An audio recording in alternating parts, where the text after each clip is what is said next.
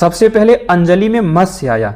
सूर्य बनने का कितना सुंदर आख्यान है ये, आप सभी ध्यान से सुनना। हिरण्यगर्भ, पूरा ब्रह्मांड बादलों से आच्छादित था, जिनसे गैलेक्सिया, तारे, सुपर क्लस्टर आदि बनने होते हैं। वो सब उस समय उपस्थित थे उस समुद्र, अंतरिक्ष रूपी समुद्र के एकार्डों में, जहां आयन और एटम बहुत विस्तृत भागों में हिलोरे ले रहा था। वो मत्स्य चंद्रांशु सदृशम प्रभम, बिल्कुल एकदम श्वेत था। वहां पर वो एक अहोरात्र में 16 अंगुल बढ़ गया। फिर उसने मनु से गुहार लगाई कि मैं छोटा हूं, पहले तो मेरी इन बड़े बड़े मत्स्यवादी से सुरक्षा करो, दूसरा मुझे और दूसरे सुरक्षित स्थान पर ले चलो। फिर जब उसे समस्या हुई तो आलिंजर में डाल दिया। आलिंजर सामान्य भाषा में घड़ा बोल देते हैं। अब वहां पर भी मत्स्य को, उस छोटे से संलयन को समस्या होने लगी। फिर क्या किया, उसे कूप में डाल दिया। सूर्य के अंदर कुएं जैसी भट्टियां होती है, संरचना होती है।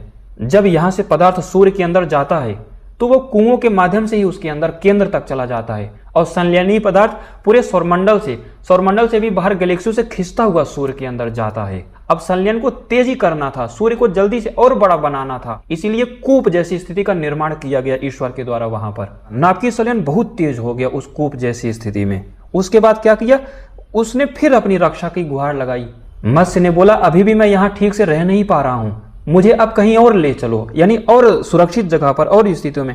तो उसे सर में डाल दिया। सरोवर वर्षों तक बढ़ता रहा और 1 योजन विस्तृत हो गया, 13.8 से 14 किलोमीटर। वहां पर भी उसे समस्या हुई। फिर उसने मनु से गुहार लगाई, हे राजा मनु, मुझे अब और सुरक्षित स्थान प्रदान करो, यहाँ पर मैं रह नहीं पा रहा हूँ।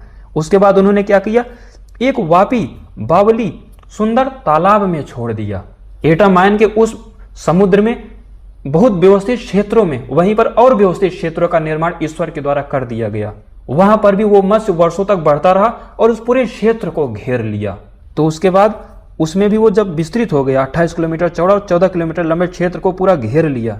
अब क्या किया, अंतरिक्ष में ही मनु ने आकाश गंगा में सौर मंडल के उन विशेष क्षेत्रों में छोड़ दिया, स्वतंत्र कर दिया। अब वो और तेजी से बढ़ रहा है। तो उस आकाश गंगा में वो 100 योजन विस्तृत हो गया। 100 योजन लगभग 1350 से 1400 किलोमीटर विस्तृत क्षेत्र में उसका केंद्र, वो कोर बन गया। वहां पर उसे सुरक्षा के लिए अब मनु ने क्या किया, समुद्र में छोड़ दिया ब्रह्मा, यानी अब उसे स्थिर कर दिया कि अब अपना सूर्य बन गया है। वहां पर उसे सुरक्षा मिली। वहां पर भी वो बढ़ते बढ़ते 1 लाख योजन का हो गया, और 1 लाख योजन है 13,92,000 किलोमीटर, और कहीं कहीं लिखा है करोड़ों योजन विस्तृत हो गया। अब यहाँ पर मनु आश्चर्यचकित हो जाते हैं कि आप कोई साधारण मत्स्य नहीं हो, आप ही विष्णु हो।